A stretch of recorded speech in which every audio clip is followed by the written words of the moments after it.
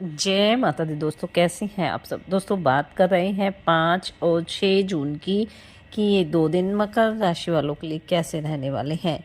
इन 2 दिनों में मकर राशि वालों को क्या खुशखबरी सुनने को मिल सकती है, किन बातों में इन्हें सावधानी रखनी चाहिए। तो इन 2 दिनों का राशिफल जानने से पहले हम इन 2 दिनों का पंचांग जान लेते हैं।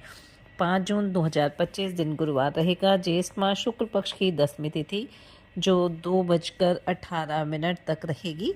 उसके बाद एकादशी तिथि प्रारंभ हो जाएगी। सिद्धि योग रहेगा जो 9:12 तक रहेगा। उसके बाद व्यतिपात योग प्रारंभ हो जाएगा। हस्त नक्षत्र रहेगा। चंद्रमा कन्या राशि में रहेंगे। अभिजीत मुहूर्त का समय रहेगा 11:51 से 12:47 तक। राहुकाल का समय रहेगा 2:03 से 3:47 तक। अब बात करते हैं 6 जून की। 6 जून 2025 दिन शुक्रवार रहेगा। ज्येष्ठ माह शुक्ल पक्ष की एकादशी तिथि रहेगी। व्यतिपात योग रहेगा 10:12 तक रहेगा। उसके बाद वरयान योग प्रारंभ हो जाएगा। हस्त नक्षत्र रहेगा जो 6:34 तक रहेगा। उसके बाद चित्रा नक्षत्र प्रारंभ हो जाएगा। चंद्रमा 8:07 तक कन्या राशि में, फिर तुला राशि में आ जाएंगे। अभिजीत मुहूर्त का समय रहेगा 11:51 से 12:47 तक। राहुकाल का समय रहेगा 10:05 से 11:51 तक। ज्येष्ठ माह के शुक्ल पक्ष की जो एकादशी है वो 6 जून 2025 को मनाई जाएगी और ये निर्जला एकादशी रहने वाली है। और इस दिन जो व्रत किया जाता है वो बिना अन्न जल के किया जाता है। और इस दिन पूजा पाठ करने से, दान करने से हमें शुभ फल की प्राप्ति होती है। और आपको बता दें कि जो निर्जला एकादशी है वो सबसे कठिन और पुण्यदायी एकादशियों में से एक मानी जाती है। और ये भी कहा जाता है कि इस एकादशी का व्रत करने से जो सभी 24 एकादशियाँ आती हैं उनके बराबर फल प्राप्त होता है। लेकिन इस दिन अगर आप व्रत करते हैं तो हमें कुछ बातों का ध्यान भी रखना चाहिए कि निर्जला एकादशी के दिन तुलसी को जल नहीं देना चाहिए, क्योंकि इस दिन तुलसी को जल देना वर्जित माना जाता है। ऐसा कहा जाता है कि इस दिन माता लक्ष्मी जो तुलसी में निवास करती हैं निर्जला उपवास रखती है, इसलिए तुलसी को जल अर्पित करने से जो व्रत का पुण्य है वो कम हो जाता है। और इसके व्रत का जो पारण है वो यानी द्वादशी तिथि पर किया जाता है। तो इसका जो समय रहेगा वो 7 जून को दोपहर 1:44 से लेकर 4:31 तक रहने वाला है। तो इस दिन आप पूरे विधि विधान से भगवान विष्णु की पूजा अर्चना करें। भगवान विष्णु को पीले रंग की चीज़ों का भोग लगाएं, पीले पुष्प अर्पित करें। साथ ही अपनी सामर्थ्य अनुसार इस दिन आप दान अवश्य करें।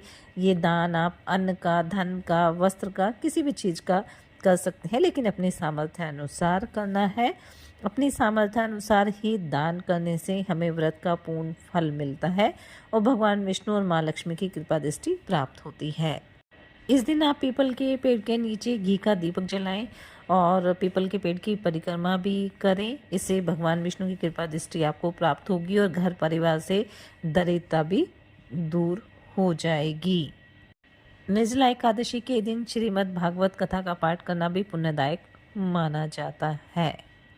इस दिन आप भगवान विष्णु का पंचामृत से अभिषेक करें, इससे भी आपके जीवन में सुख शांति बनी रहेगी। साथ ही 6 जून को ग्रह गोचर के दृष्टिकोण से भी महत्वपूर्ण दिन है, क्योंकि इस दिन बुध राशि परिवर्तन करेंगे, मिथुन राशि में गोचर करेंगे, जहां देवगुरु बृहस्पति के साथ उनकी युति भी होने वाली है। इसलिए ये समय मकर राशि वालों के लिए अच्छा रहने वाला है, तो इस समय का आप फायदा उठाएं। तो चलिए बात कर लेते हैं ये 2 दिन मकर राशि वालों के लिए कैसे रहेंगे।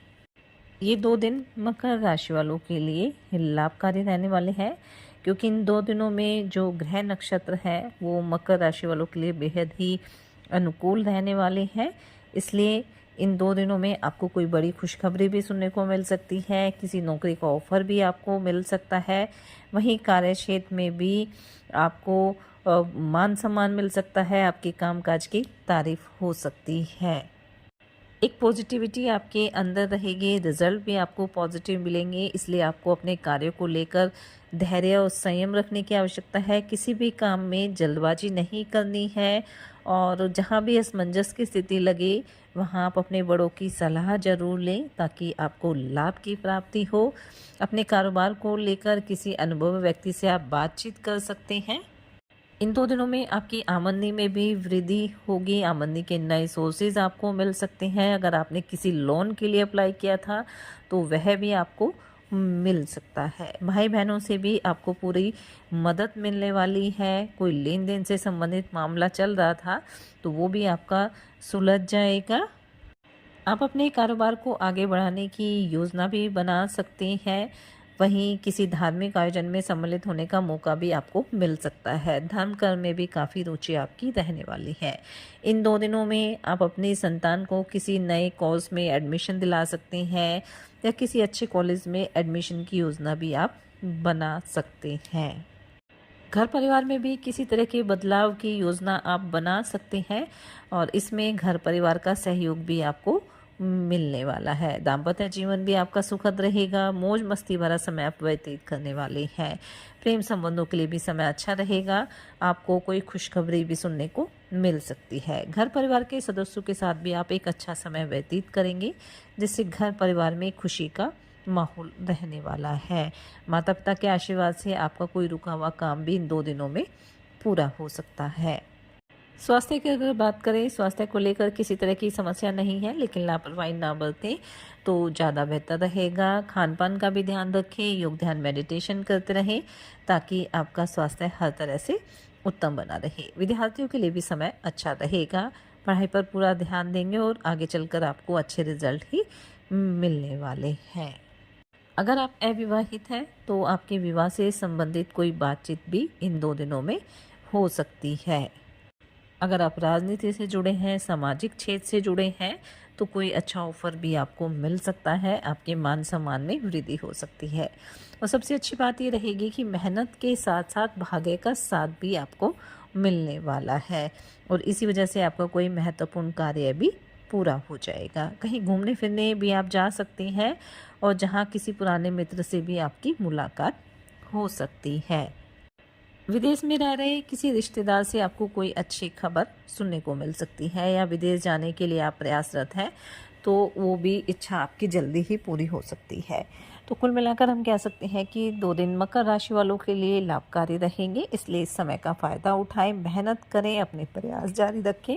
साथ ही सच्चे मन से आप ईश्वर आराधना करें, हनुमान जी और शनिदेव की आराधना करें। हनुमान चालीसा का पाठ आप जरूर करें।